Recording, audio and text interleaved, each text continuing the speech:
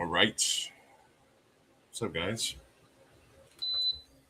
I am doing my Knicks reaction video and figured why not do it live as I watch the um, friggin' parade happening right now, live from New York. It's Saturday night. It is the Knicks parade. What do I like? I like this one. What do we like better? Maybe. Let's go with that.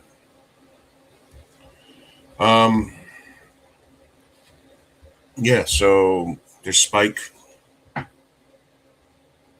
New York City, Jalen Brunson. Spiking to be on a float is incredible. We're having a good time I woke out up here. I don't know early. if you can tell Mike and Sade. I woke up early on a Thursday to kind of see if 7 a.m. I don't know if I made it to 7 a.m. Today is simply pure joy, don't you think, you guys? I think we're all The trying plan was to get a bacon, egg, and cheese and a friggin' coffee. Yeah, I mean, listen, we're seeing all this Maybe unfold some firsthand, honey. and she was But instead, I'm having talking weed about and the coffee. I think Kim maybe threw too much out the window the other Right. day. The She Walrus was doing building, her yeah. I story. keep There the was lunch nothing though. left for the rest of us to experience. You know, this is one party where you don't need that ticker tape. So what can we say about this team? I will say Yeah, the New York Knicks are champions.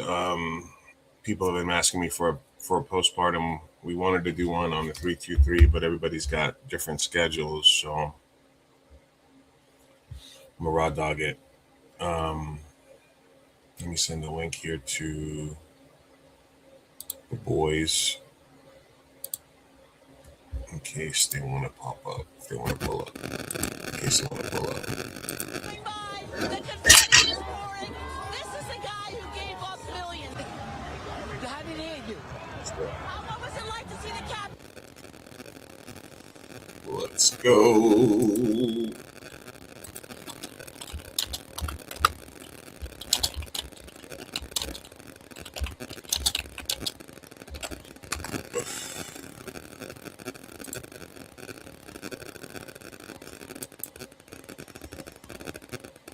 Everybody celebrate. There's Spike. That's Spike's wife. There's Noki. Got a lot of talking shit about Swifty and being fake fans. All right, let's talk about celebrity fans. Celebrity fans during the playoff run, celebrity fans in the playoffs. I did feel it was a little funky that at the most proud moment, the proudest moment as a Knicks fan, watching this team from 3,500 miles away, like overcome like incredible odds, come back from 22 points down, 16 points down, 29 points down, and then they cut to courtside and it's freaking Taylor Swift, it's Jerry Seinfeld, it's just rich assholes, you know what I mean? And then I'm rolling with all Knicks fans, even if I had issues with you, except for Jerry. Fuck Jerry. If you don't know why, then figure out why Knicks fans, people in general, should hate Jerry Seinfeld. So how do we feel about celebrities? I love the celebrities. I gave my top 5 Knicks celebrities. There's Mr. Brunson. There's Jalen and his wife. Thirsty and drinking for this cup of victory. I'll send it back to you guys. Okay, Nina, thank you so much. Well, the party is just getting started again. We're here outside of City Hall where the team will be making their way behind us. That was my first Knicks team, Right the now, 90s the Knicks team team. will be presented key to the city. yeah, and we expect a You can tell kind of like an era of Knicks fan. And you can see some of the dignitaries. The jersey they have, you know. And I'm Pat Ewing, John Starks, Charles Oakley, Anthony Mason, Xavier McDaniel, Charlie Ward, Chris Childs. Those 2 eras, those back-to-back eras of the 90s Knicks and then sort of like the rehash of those Knicks where they could have gone after Kenny Anderson. They went after Chris Giles. They got Larry Johnson in the trade for Mason. And that sort of second rebuild after the Ewing era, or towards the end of the Ewing era. Then there was those were my first team, early '90s Knicks team, and then after that, the second iteration of that team, and then sort of the revamp, the Allen Houston, Spreewell, Camby era. That came after that, and that was insane because that was a kind of like I think that team actually would do better today because they had the wings, they had Houston and Spree, and they had the athletic big man that could roll to the rim, Camby. They needed a little bit more guard play on that squad, but they made it all the way to the NBA Finals against the Spurs, lost in a gentleman's sweep. Coinkadink. And then after that, honestly, it was a blur of shit. We had the Gallinari years, you had the Porzingis years, you had the Melo years, you had a lot of inventions, a lot of ways that people were trying to get to rebuild the Knicks. It was star chasing, it was going after LeBron, it was going after KD, it was the Stoudemire signing. And Amari fucking left it all on the fucking court. There was the Jeremy Lin era.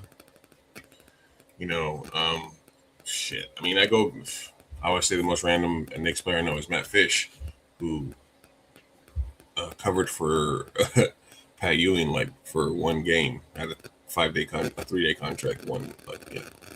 So there's a bunch of different eras of New York basketball that happened between that. None of them very good. So, man, this is insane.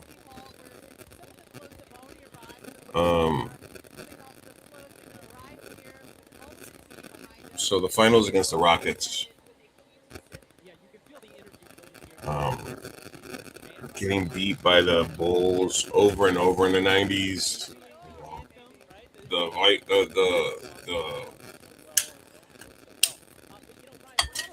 Pat Ewing finger roll, where he should have just taken an extra step and dunked it. Missing out on Zion. Although, did we really miss out? Because I mean, we took RJ and we traded him for OG. There's just been a shitload of shit for Knicks fans for ever 53 years. The last time this happened in New York was when Mark Messier, wearing number 11, broke a 54-year curse, where the Rangers hadn't won a Stanley Cup in 54 years. So, it wasn't Frank Nicotina and, Eli Manning wore 11, but, fuck the Giants. But, Jalen wearing 11, bringing us back. City Hall getting ready for the Knicks getting the keys to the city. I don't know. I don't even know if I can react live to this. Let's watch for a little bit. Give me a second. That it actually does not have the city seal on it. Instead, there's an apple on it, and it's just such a special moment here for the team. You can see City Hall Plaza decked out in orange and blue. We haven't ever seen this before, so honoring this is 53 years in the making. You can see all of the players' names up there on the windows. It says, "Go New York, go New York, go." And so there's a lot of excitement in the air, like you guys mentioned. We are expecting Alicia Keys to perform Empire State. That's not me. You don't want me doing that. More New York than that. I'll send it back to you guys. But I'm still down to do some Knicks Flash. So much. Now let's head back out to Nina Pineda. And Nina, understand you have. What's the cutoff for these floats though? Like, because obviously Spike and Patrick and came up to me, and I had the unique opportunity of interviewing him, win, and tell the story. Are there people that asked to be on the float? I was 10 years old at the 2009 parade. I got front row right on the barricades, and Nina interviewed me when I was just 10. That was the Yankees World Series win. Yes, ma'am. And you've been waiting to come back for a parade ever since. Oh, I'm still waiting. They gotta get off their stuff together too. Well, the Yankees. But Yeah. what was it like when that moment? You said you came down here and. What if AI could handle your most There goes my shitty non-having premium YouTube ass. Sorry about that. So, yeah, a bunch of Knicks teams that just couldn't do it. And then you have the Leon Rose era after that, the Porzingis era. You had fucking Phil Jackson giving Noah like $70 million because he did a pull-up on the streets of New York. God bless, keep cashing them checks, but and Phil Jackson, where we're like, fuck, do we break the curse by bringing in Phil fucking Jackson, Big Chief Triangle, which is where I got my name. Fucking Larry Brown, Don Nelson, fucking Derek Fisher. These are the coaches, dude. I don't know, man. These fucking Isaiah Thomas era, the Isaiah Thomas era, where you get like Jerome James, like a big contract off of one playoff game. Yeah, like that. I don't understand, man. The team building ideas we had were all comical.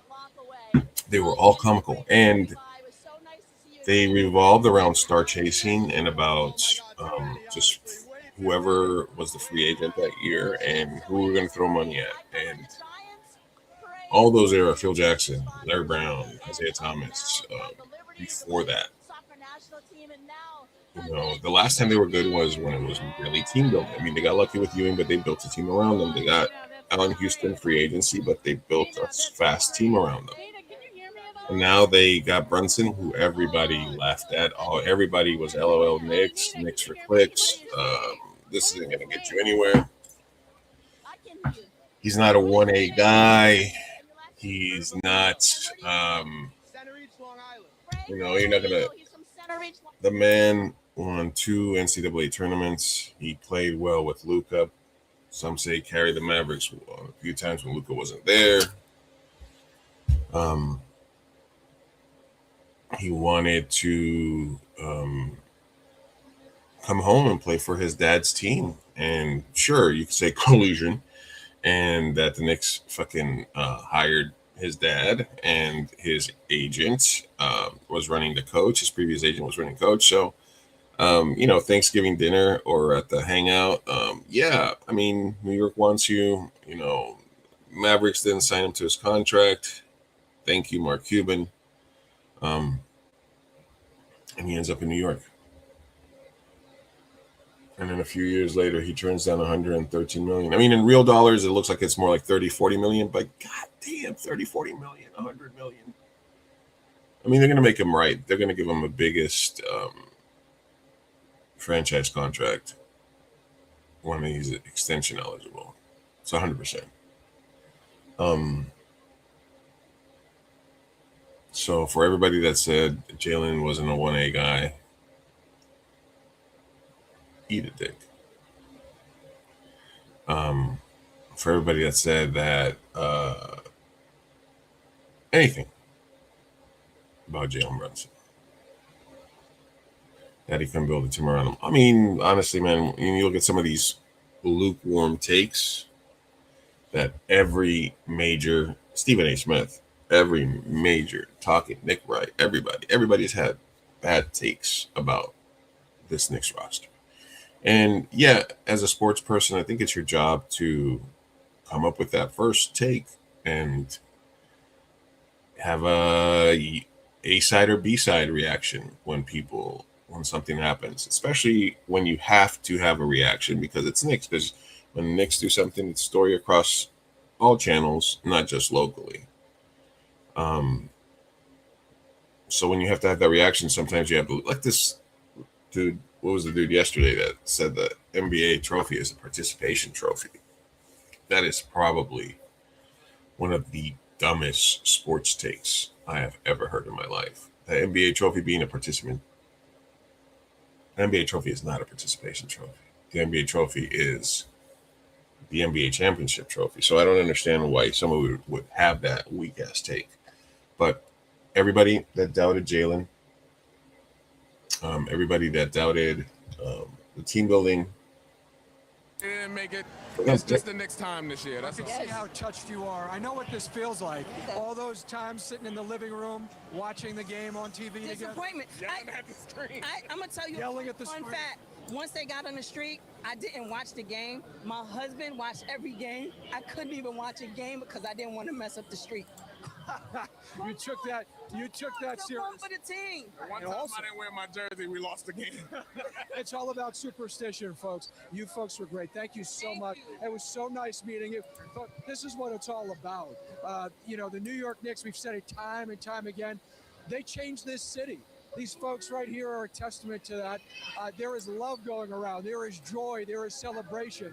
There is unity. Everybody is relishing in this moment. We're not going to go home. I love you introducing us to this Andrews family from Maryland, some of the family from Hawaii coming in. But she really captured what today is all about. It is about family. And to be able to share this excitement and this exhilaration. Let me just reset this real quick, make sure.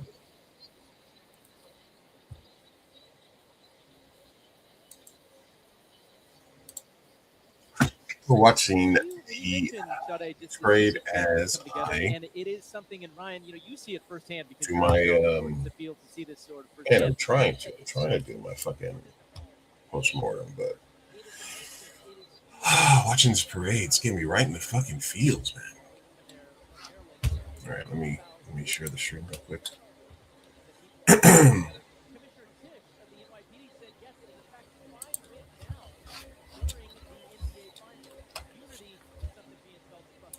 Who we got? Who's up next here?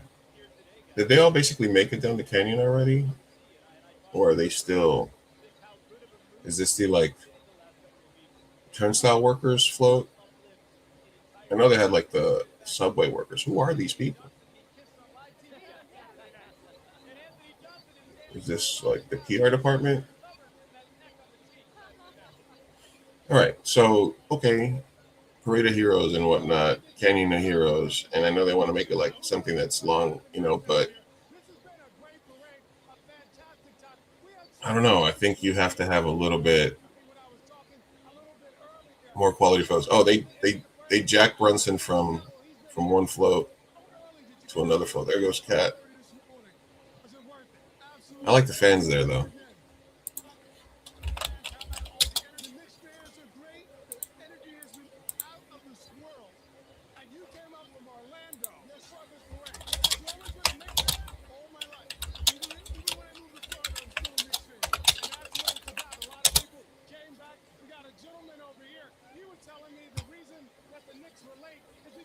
Always start out the first quarter pretty slowly, and then all of a sudden they pick it up. And you saw it was a tremendous party. But I do think that back in the day when they had this like enjoying it. What a parade. Mike Brown, he walked right behind us. He was shaking hands. And then Jalen Brunson, he walked right behind us holding the Larry O'Brien trophy. So all of the excitement sports cars, the top really was, got a chance with the top to down. See their heroes up close and personal. A couple of that was cool. Actually, yeah, okay, here we go. I know a couple second bus, like they can see more from the sides and whatnot. And I get it because it's the city and the buses, but I used to think, but like the single car, Parade of Heroes, I think is the best. It's fantastic. All right, sharing the stream on Twitter.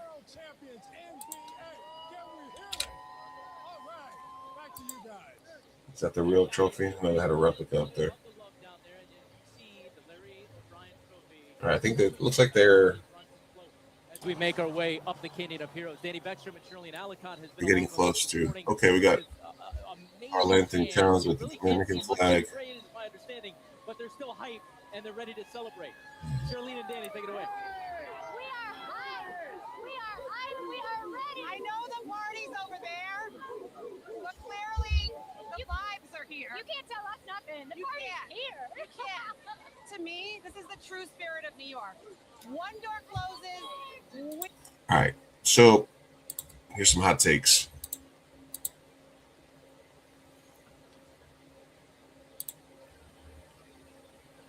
All right, man. Here's to Sandia. Keep playing that fucking clown music every time you do the introduction. I want to see that same energy when we step into that building next year. I want you to play that funky clown music one more time for your 2026 NBA champions who won all 3 games on your home court. Gentlemen's sweep.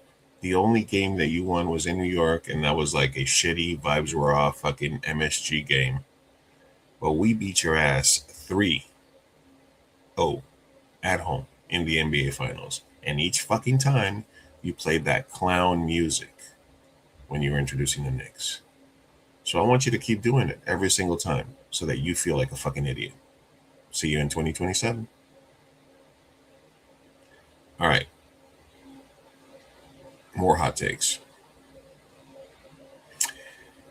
If the analytics says that this is good, maybe the analytics are wrong. Maybe we need to take a look at analytics, because I guess that I'm watching a parade, but I could be watching a theoretical game 7 between the Cavs and the Spurs, because both teams told me that analytically they were better, that they dominated 74% of the game, that they took the right shots, that they were playing plus EV basketball. They did all the correct things to be up in the series, tied in the series, win the series. They were the better team. And yet here we are watching a parade. There we go. We got a topless car. Here we are watching the parade, man. Not the analytics game 7. So if the analytics tells you that being up 29 and firing 8 threes off in a row is the right thing to do, if analytics tells you that being up 22, Cleveland, and never calling the timeout as the Knicks go on an incredible run, if the analytics tells you that being up in the series for 75% of the time and dominating is more important than being clutch and getting shots at crunch time, if the analytics told you any of those things, fuck the analytics, fuck them picks, and fuck the analytics, because that's that team building. And so I think big L for analytics this series, especially the Eastern Conference Finals and the Finals, because I talked about this with Reed, and the GTO, game theory optimal way to play does not apply to basketball. Taking threes when you're up 30 because they're better than short twos from a statistical standpoint. And when you take them with 15 seconds on the shot clock instead of like 5 or even 10 to run out the clock, are stupid things. And I think that, if anything, this series and the Knicks team building should probably add some prompts or make some changes to how we're viewing those analytics. The Wemby villain arc. The Wemby villain arc is interesting because Wemby came into the series as the next guy, the next him. We said whether he was ahead of schedule. He's essentially going through the Jordan, LeBron, get beat up a few times on their way to greatness sort of script. But he turned out to be a petulant little bitch. Wham Bayama. He wasn't really. I didn't see him like flailing around or,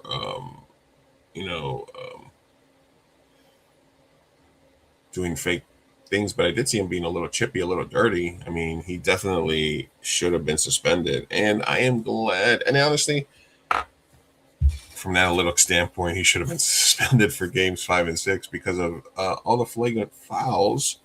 I know he's got to defend himself, and he's got to throw them bows once in a while and get up in people's faces and say stupid shit. But when you talking shit, talking about in your head, what is this, karaoke? Are you singing Zombie? Sorry about that one.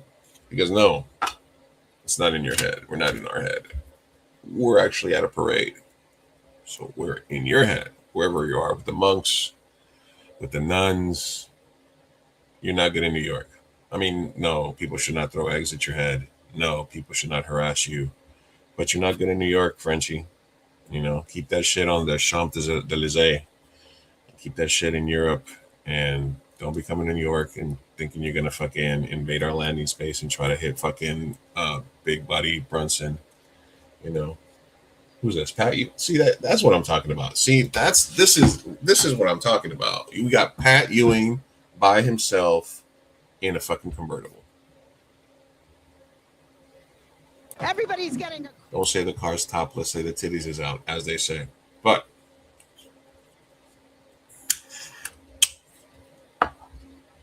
we got people hanging from the rafters. We got people hanging off of street lights. We got people sitting outside on their fucking ledges. And we got the Pat Ewing convertible. Now you go. Now that's a parade. Now that's what I like. Now this I like. It's fantastic. Oh no. If she's here, who's protecting Gotham from Bane? Going to join us, award-winning actor and New Yorker Matthew Modine. Matthew Modine. Matthew, you've been a long-suffering Knicks fan. What is this like to ride on a float down Champions Way with your team? So Matthew Modine got an invite on the float. Okay. Make this all the more sweet. This is so good. This is a celebration for everybody from New York to and I'm happy for Zoran. I'm happy for the city, dude. I'm happy for everybody. I'm happy for the Knicks. I'm happy for myself. All right. So, spoiler alert story. So, my fearless co-host, Sofia Carrillo from Mi Gente Show, she was rooting for the Knicks. Thank you very much. And I was watching the Knicks because I'm a superstitious man, and I didn't want to be loud and obnoxious at a bar, so I watched all the games from the comfort of my tattoo shop. It's basically pacing around the shop, sitting at different places, frustrated, chain smoking, all kinds of shit while I was watching the game.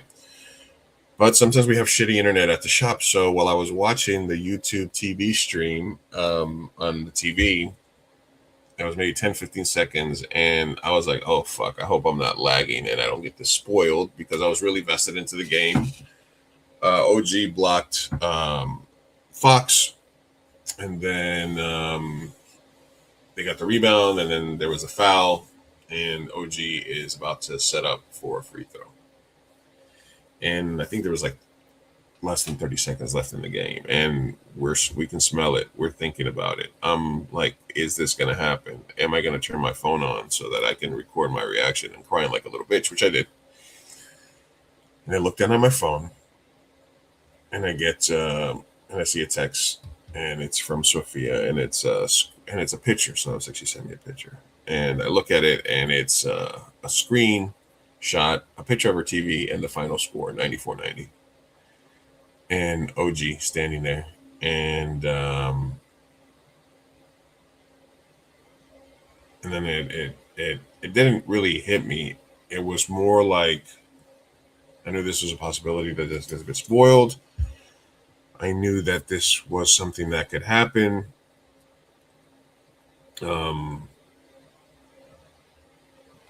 So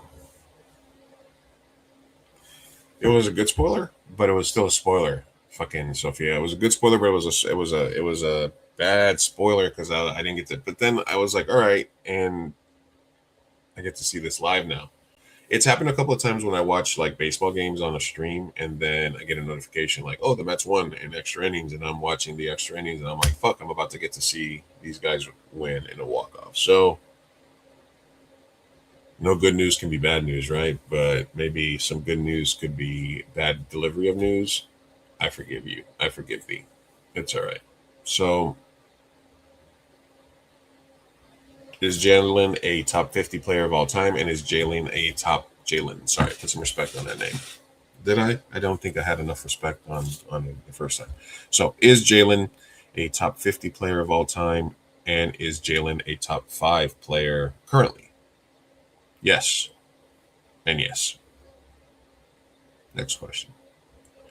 No, absolutely. I think that Jalen is a top 5 player right now because he is at the top of the mountain. He is the current NBA champion. He's hit 45 in a closeout game on the road, went 12-1, Finals MVP, carried the team at times, 6'2",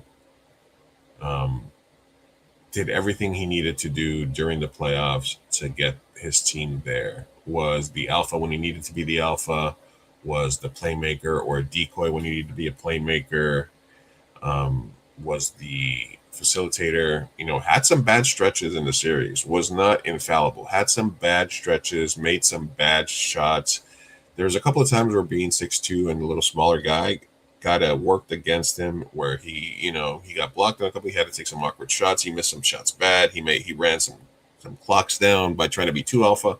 He wasn't infallible. He wasn't perfect, but he was perfect 75% of the time, 80% of the time. When it was time in the fourth quarter, he got perfect. You couldn't miss.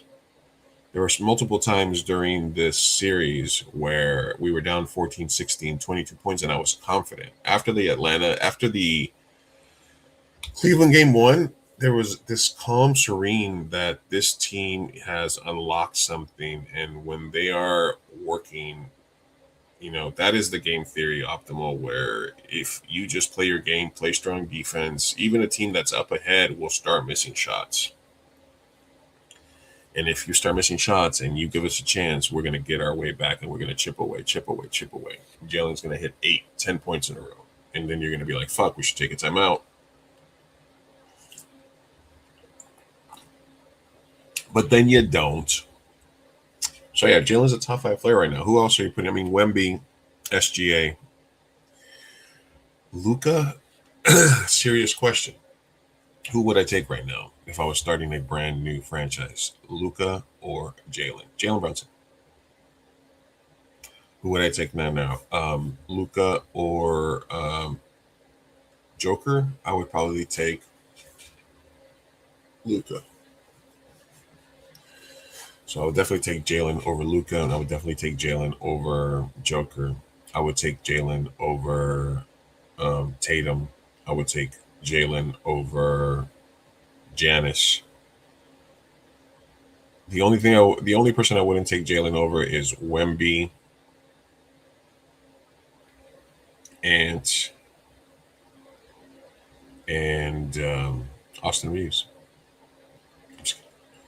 The only person I would not take Jalen over would be Wemby and Ant. I would take Jalen over SGA. I think he's a New York version of SGA without the flopping or as much flopping. And I would take Jalen over Jalen Brown. I would take Jalen over Tatum. I would take Jalen over Kyrie. I would take Jalen over Harden, Mitchell.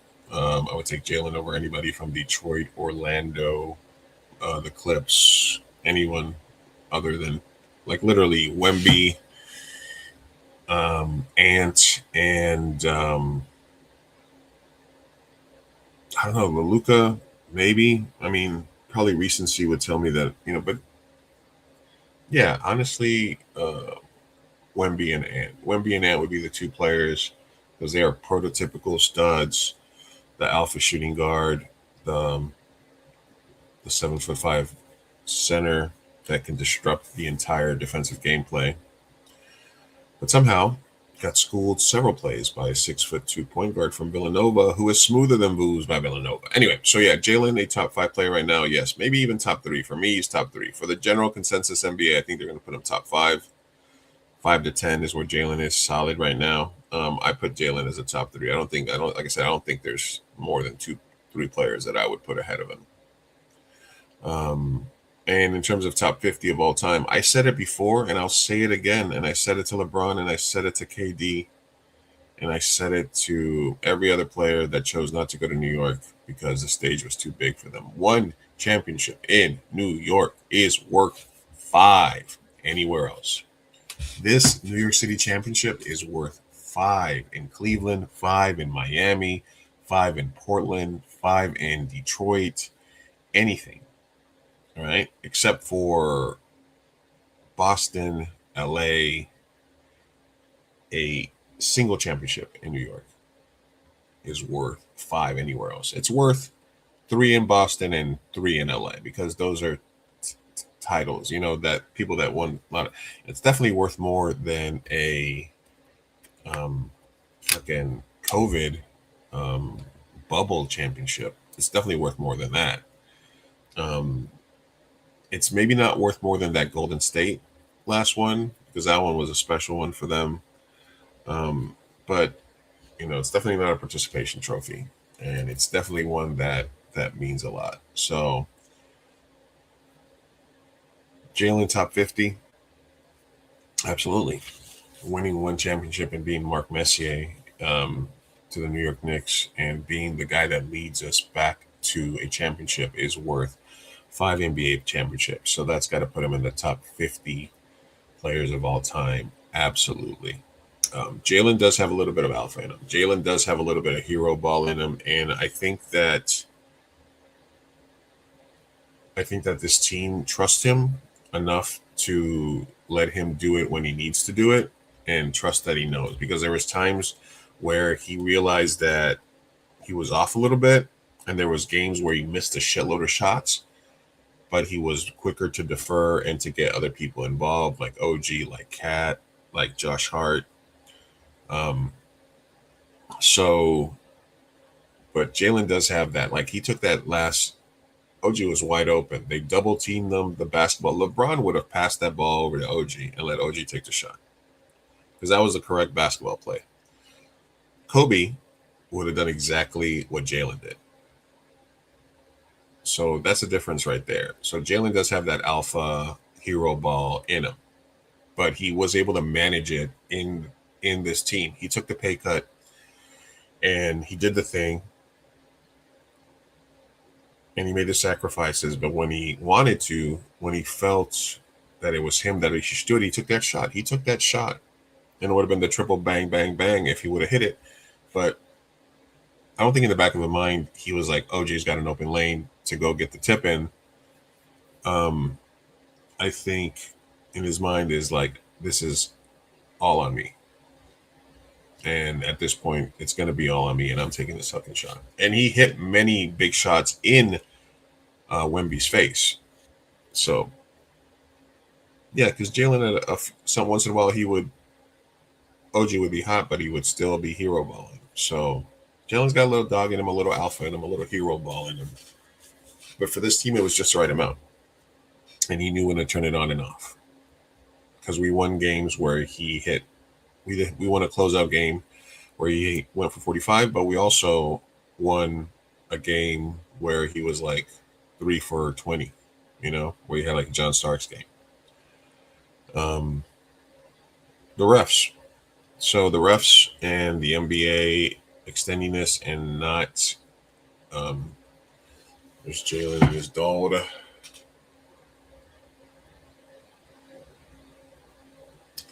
The Chieferies, as we like to call them. The Chieferies. I don't know. What can you say? It's hard. It's a hard game to. It's a hard game to officiate, and it's a harder game now to fix because of the instant analysis, breakdown, media pressure, social media.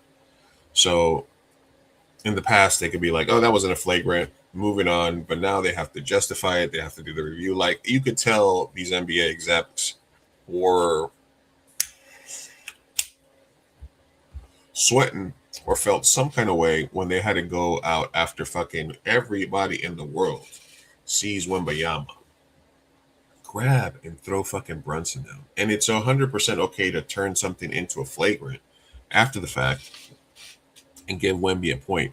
And they had to come out with a straight face and be like, nah, no, that was nothing. We didn't see anything. So the NBA was really close to losing faith of people in that moment because of that decision. Incredibly bad decision. Then the next game or a couple of games later, Brunson gets called for flagrant for doing the landing space thing for champagnes, and he gets a flagrant. And then Wemby does the exact same thing the next game, or that same game. I don't even know what it was. Last game, right? Brunson twists his ankle. Thanks Heavenly Nick's God for keeping that ankle together somehow. And then they say no, nothing happened. The Frenchman just has big feet, and they got in the way. So, yeah, I think it's a pathetic officiating job by the league, and I think that the fact that they're making it more difficult for themselves because this the after report and all this stuff, it's definitely making them have to justify some stupid shit that we're all seeing. So the NBA has a big problem because they think that there was a lot of eyeballs. So if people saw that and they're like, why would they trust the league after that? Why would they trust the officiating? So we'll see. All right. And then the last things I want to talk about, and then I'm going to finish watching this parade, is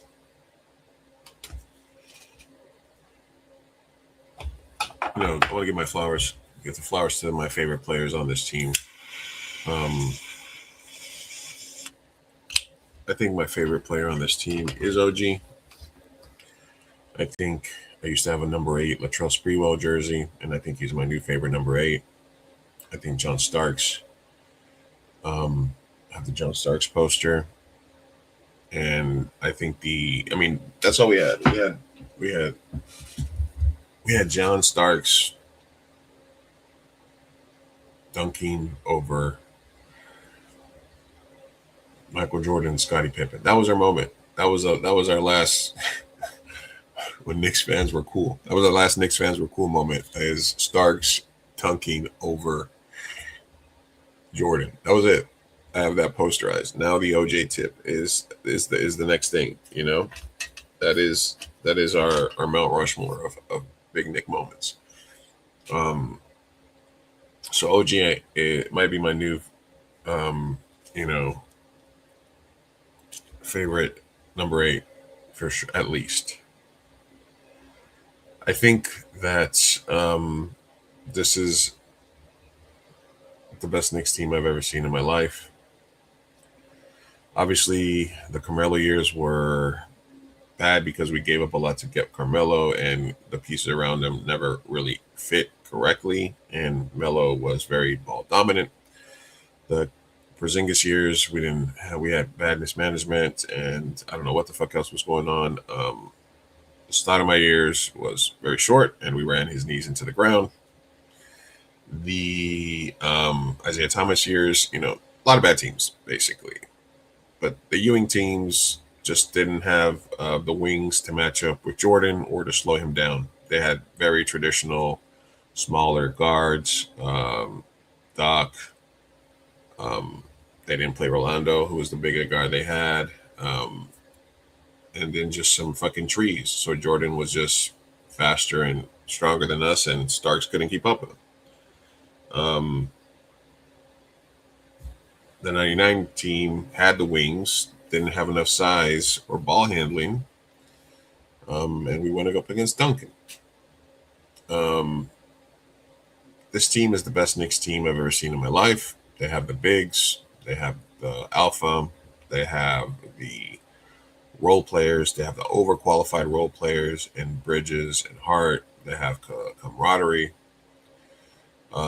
Josh Hart, maybe not my favorite number 3. I think Starks still does, because of the dunk, Starks is still the number 1 3 for me. But Josh Hart hit incredible shots, man. He hit some incredible shots in Game 5, some like pull up, turnaround 3-pointers. Yes, Josh Hart made a bonehead play at the end of the Game 4, where he missed that layup.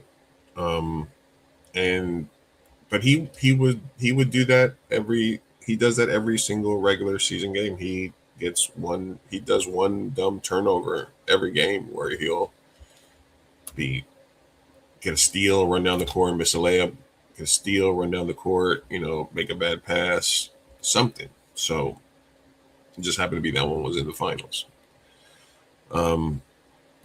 Deuce had every single player had moments, even if they didn't all shine in game 5. Every single player had moments. Like Cat didn't shine in game 5 because he had foul trouble.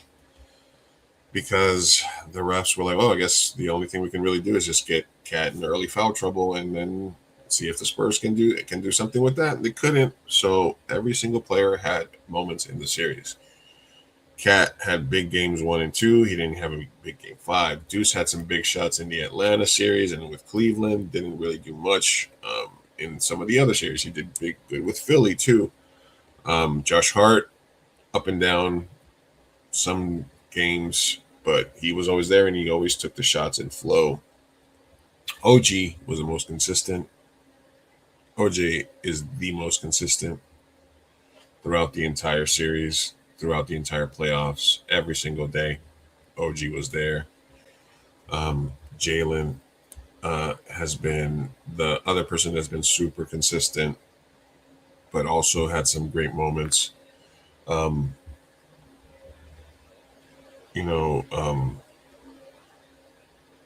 Bridges coming alive, Cat taking over. Like, you're talking about a team who was down against Atlanta, and they were already like, "Oh fuck, my Browns is getting fired, this and that, the other thing." Cat takes over up top. They destroy Atlanta. I tuned in for that game, and they were already up 40, like in the first half. Then it's, oh, are we going to be able to survive the Celtics? But Philly's actually putting up a fight against Boston, and Philly wins the game 7. We annihilate Philadelphia. Embiid says too small. We tell him, no, sorry, we're going to destroy it. It was an annihilation against Philly. Then it's rest or rust. And I said it. I said Cleveland's best shot, game 1. It took us 3 quarters to react. But we won game 1 against Cleveland and then destroyed Cleveland, both physically and analytically. And then it was the West is whoever comes out of the all year was whoever comes out of the West is going to win it. Whoever comes out of the West. The East is the least. The East is the least, and we made it there. Landry Shamet couldn't miss in the Eastern Conference Finals. Jordan Clarkson, who I wasn't a huge fan of, hit some big shots. Alvarado, and I said this in game 4. I was like, I like everything that the Knicks are doing except Alvarado. I was like, everything Alvarado can do, bring in Landry Shamet for a bigger, better defender. And I was wrong. Alvarado was the right move. So Mike Brown was the right move. And I liked firing Thibodeau. Thibodeau changed the culture, made all these different changes, helped build this team, but he was so stubborn. And he would just run this team into the ground over and over, just run this fucking team into the ground. And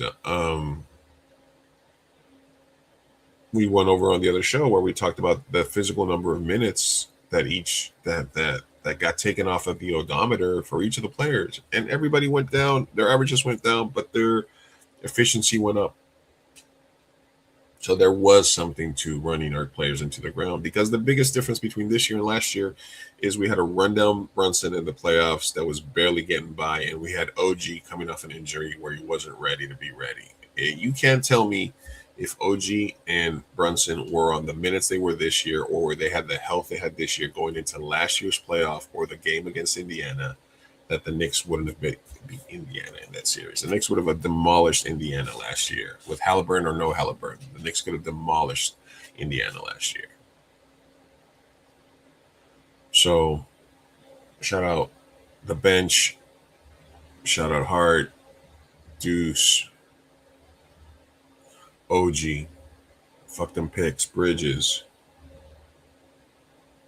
and then Big Country, Mitch. Mitch Robinson is probably the unsung hero. That rebound where you fucking big bodied Wemby is the most Knicks play ever. That's like the 1990s Knicks. That's fuck you, I'm getting this rebound. Mitch is the longest tenured Knick. We got him in the second round. He's been hurt every fucking year. A developmental player that got brought along, that kept getting better and better and became more and more successful. It's fantastic. I love it. Mitch is the greatest, man. We love Mitch, even if he's MAGA, even if he's big country. We love Mitch. Mitch, go ahead and do donuts on that White House lawn. I think Mitch needs to take the big truck to Washington. The stink of Trump and the power of Wu-Tang. Game 3, the vibes were off. Somebody left a big giant mud pie in the owner's box, and that trickled down and it smelled. And we literally had to bring in the holy water, the sage, and the Wu-Tang Clan to clean it up. And Method Man said at the end, he said Knicks in 5. He said Knicks in 5 when they were closing their show at halftime. And they came back from 29 fucking points down. And they beat the Spurs in game 4 on the OJ tip. And then they went back down to San Antonio and they closed them out in 5. So that's the power of Wu.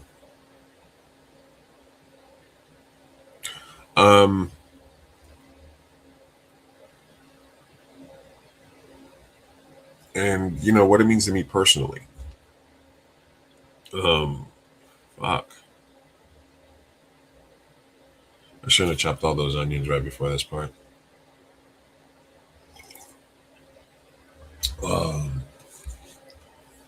When I first moved to California, obviously burritos, weed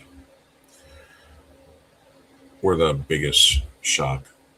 Surfing, the water, the sun. But the biggest thing that was like a culture shock for me when I first came out here was when I was driving around, I would see empty basketball courts.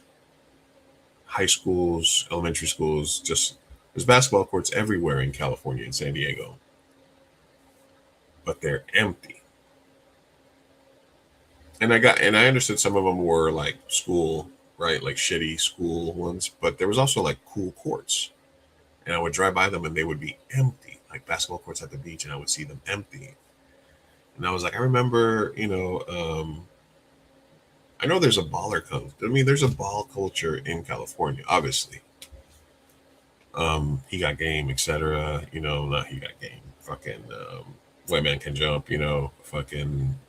There's definitely a ball culture, and I found the ball culture at the Rex and at the like good parks where people were at. But there was only a few parks in San Diego, a few places if you were a hooper where you would go play ball. I used to play at the PB Rec. There was other rec centers and stuff like that, but that was it. But until I found like the hooper thing, I just always would surprise me that it was the summer. I was driving around. I was in California. There was these cool ass parks, rec centers, and they would be empty. And it's true, in New York, there's limited space, so you don't have tons of places for soccer fields. People play soccer just in regular parks. They play football on the street. They play baseball on the street. They play wiffle ball on the street.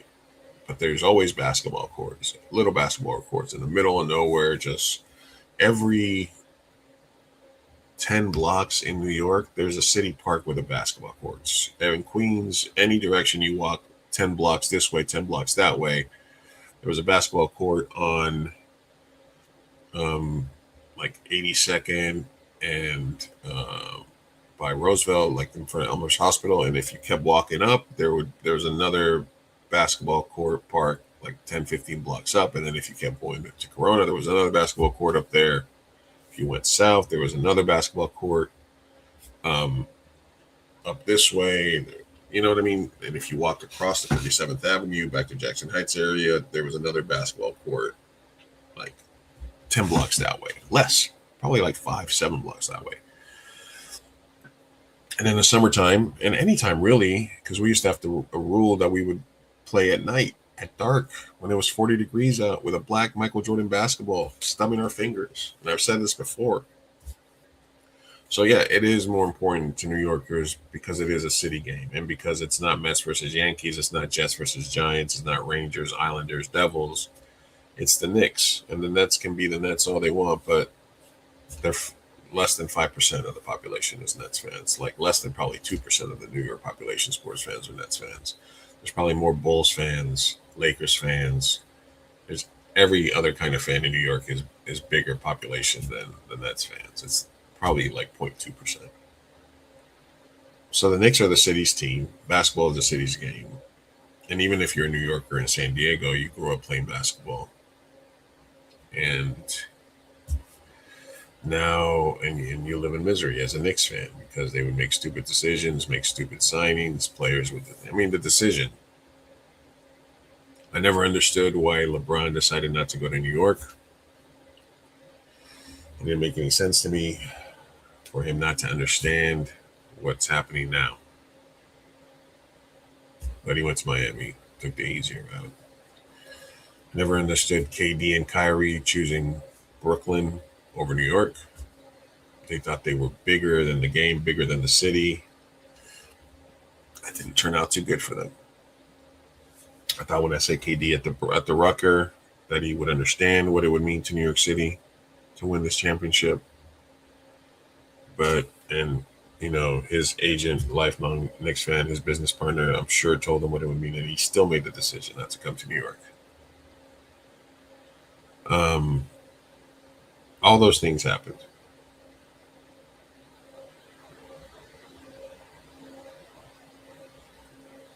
Got the Knicks City Kids dancer. Sorry, they distracted me here with their rhythmic New York dancing.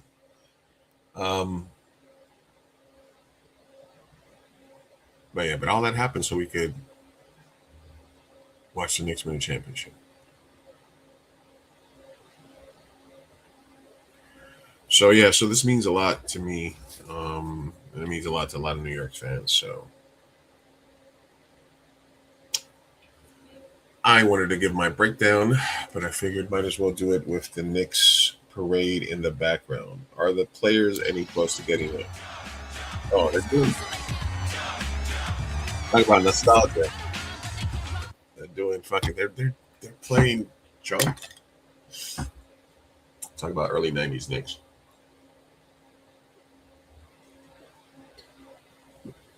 Well, anyway, that's my hot Knicks take. Are they going to run it back next year? That's a conversation for another day. What are the moves they're going to make? That's a conversation for another time. As of right now, I am going to make myself a bacon, egg, and cheese, drink some Hennessy, as Frank Alvarado said, as GTA said. I'm probably going to do some day drinking today. I am going to be doing some free Knicks tattoos. If you're a Knicks fan in San Diego or close by, I have some limited athletes logo from Twitter. Said that some people wanted to get their stuff tattooed, and I said I'll tattoo some of your logos for free. So follow my tattoo account, SoCal Tattoo, and hit me up if you want that free Knicks championship flash. But that's it for me, the Big Chief Burrito. Thank you guys for tuning in or for watching it live. If you will do catch this recap later, leave a like. Make sure you're subscribed to the YouTube channels. Catch me on the 323 with Reed, talking sports, and catch the new Breaking Balls podcast where sports and culture mix, where we talk sports, culture, and where they mix. So go New York, no. Fucking New York Knicks are motherfucking world champions. Take that. Put that in your pipe and smoke it. Let's fucking go Knicks.